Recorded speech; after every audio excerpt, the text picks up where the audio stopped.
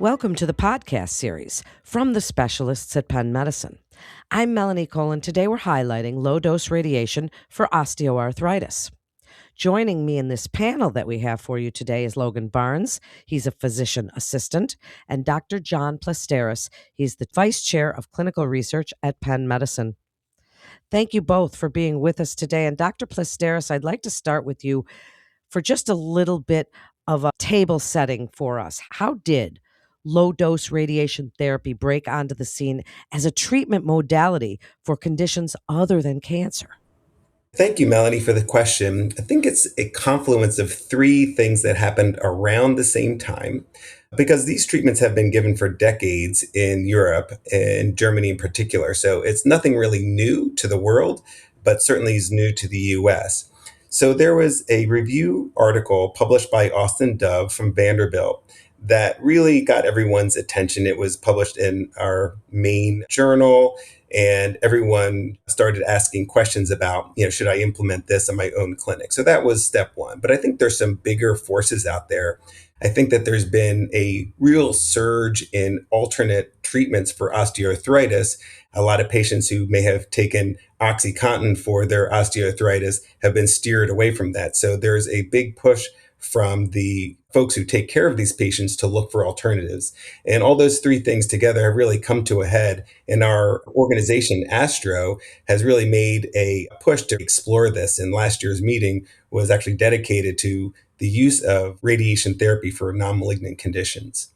Well, thank you for telling us about that. So, Logan, give us a little bit of a background on the types of patients you're seeing for low-dose radiation therapy. What joints are you treating? Tell us a little bit about it. Thank you for the introduction and for the question. So we are seeing patients with osteoarthritis that's refractory to conservative management.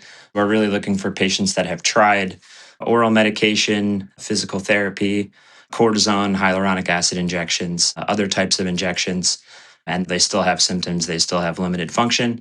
We're treating all joints except the spine, so shoulder, elbow, wrist and hand, hip, knee, ankle, and feet. Logan, what other less common conditions are you treating with this? So with low-dose radiation therapy, we are also treating plantar fasciitis, refractory to other conservative measures. A little bit less commonly, with moderate dose radiation therapy, we are treating Dupuytren's contracture and Ledderhose disease, which is also known as plantar fibroma. In addition to some of the historic non-malignant conditions that Logan mentioned, the Dupuytren's, the Ledderhose, we are seeing an interest in treating other types of tendinopathies and bursitis in the functional radiation medicine community. Certainly, as a clinician, I would like to see a little more data, but I think the data for plantar fasciitis are actually pretty good. So, right now, I think Logan and I mostly are treating patients with osteoarthritis and plantar fasciitis. Those are our kind of top two diagnoses. Well, Dr. Plastaras, tell us how the experience of LDRT in patients with OA differs from that of patients with advanced cancers. Do they have a CT simulation, for example? Tell us a little bit about that, but I'd also like you to tell us how they're liking it and what your outcomes are like. I'll be completely honest, I was quite a skeptic about the use of low-dose radiation therapy for osteoarthritis. The data that were initially out there were mostly retrospective in nature, and the small randomized trials that had been done and maybe not done perfectly well were not all that convincing. But more recently, we have seen a really nice trial out of Korea that made me feel like there are some reasonable science behind the impact if you sort of carefully select your patients. But I will tell you, just on a personal note, it does really seem to work. And when patients who have really tried everything get a treatment or two and they're feeling better and they come up and hug you, it does feel very real. And I think this actually is an effective treatment. It is quite different, though, from treating patients with cancer. These patients certainly are more sensitive, I think, to copays, as a lot of the other treatments out there all may have certain copays associated with them. Cancer patients usually just jump right in and do whatever needs to be taken. But I think our patients are certainly looking at this from a cost sensitivity side. And they also look at it in terms of an effort. How many times do I have to come?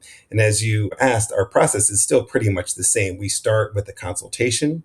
We bring them back for a CT simulation. So that's another day. And then we do our planning, which can take up to a week or so. And then when they come back for the actual treatment, it's going to be 6 different visits to us given twice a week. So it can be accomplished over 3 weeks, but it is quite a bit of back and forth for patients who are used to just going in, getting an injection to their knee, and going about their merry way. Yeah, thank you for that. So, Dr. Plastaras, sticking with you for a second, it's been studied several times in the past in patients with OA with inconsistent results. However, the outcomes of our Korean study presented at the Fall 2025 American Society for Radiation Oncology annual meeting were unique in this regard. So, what were the findings of the trial, and what do you feel distinguished it from earlier investigations of LDRT in OA?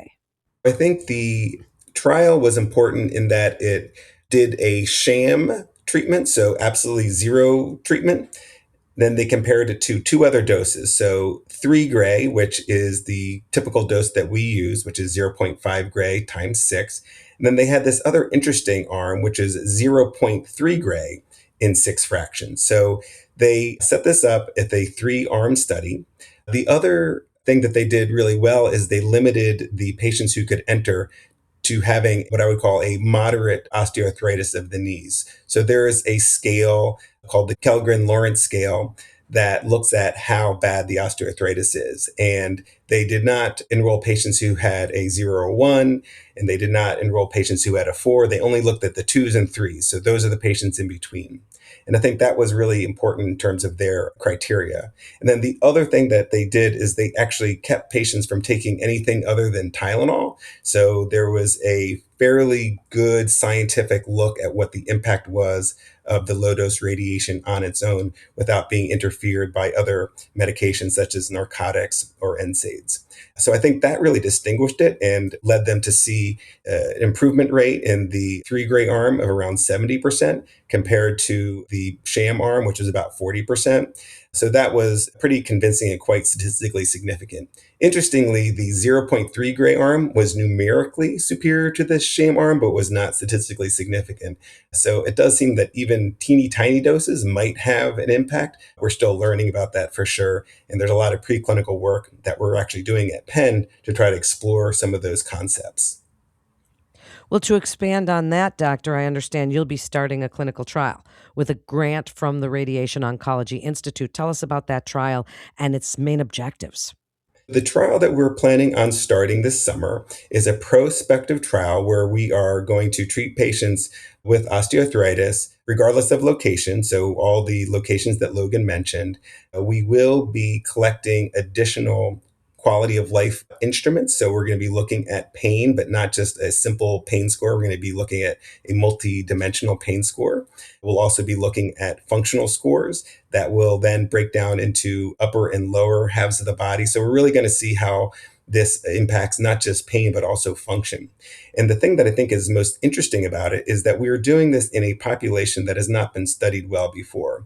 So the patients who are on the Korean trial and those patients who are treated in Germany have tended to be the older types of patients. But I'll tell you, the patients that we're seeing are patients who may be what we call metabolically inflamed. So they might be overweight, they may have diabetes or pre-diabetes. So these are a different group of patients, and we're really curious to see if low dose radiation works well in that metabolically inflamed population. And then one other very interesting subgroup that we're excited about is patients who have breast cancer, who may have pre-existing arthritis, but go on medications called aromatase inhibitors, which have a high risk of causing musculoskeletal pain. Up to 20% of patients with breast cancer who are taking these life-saving medications actually have to stop due to their pain. We're hoping to enroll a certain portion of those in this study to see if low-dose radiation can actually impact the joint pain that those patients experience. That's so interesting. So, finally, Logan, where is the Penn Functional Radiation Program situated? Who is it comprised of? Tell us a little bit about how the efforts are coordinated with those of the orthopedic division and referring physicians. This program is centered at Penn Presbyterian Medical Center here in West Philadelphia. The team is comprised of myself, Dr. Plastaras, other radiation oncologists, Dr. Michelle Iacolano, and Dr. Eva Berlin. They'll be helping out with these research studies that Dr. Plastaras mentioned. In addition, we have a program coordinator named Diamond, who is kind of the main contact point for scheduling. And of course, I can't forget our other parts of the research team, our wonderful nurses, and our radiation therapy team here. Within the Penn system, referrals can be made to our team by placing a radiation oncology consult, and then there's a specific option for the osteoarthritis program that will direct patients directly to Diamond to help get on the schedule. Physicians referring from outside of the system will also use Diamond as a contact point, and we are also open to self-referrals. And I'd like to add something if I can. The Penn Medicine Radiation Oncology Network actually expands across the region. We have sites in Cherry Hill, Doylestown, Radnor, Valley Forge, Chester County Hospital, and other locations that all are able to deliver this low-dose radiation therapy. So what we'd like to have is Logan and one of my partners at Penn Presbyterian see the patient first, even if that's by telemedicine, and then we can make recommendations, and then those treatments can be carried out closer to these patients' home. And I think this is really important for these diagnoses because the patients may have mobility problems. So if they can go 5 minutes down the street to Doylestown to get their treatment, then that's really a win for the patient and also for the health system providing that care. Thank you both so much for joining us today and telling us about this really interesting new therapy. Thank you again. And to refer your patient to Penn Medicine, please call our 24/7 provider-only line at 877-937-PENN, or you can submit your referral via our secure online referral form by visiting our website at pennmedicine.org/refer. That concludes this episode from the specialists at Penn Medicine. I'm Melanie Cole.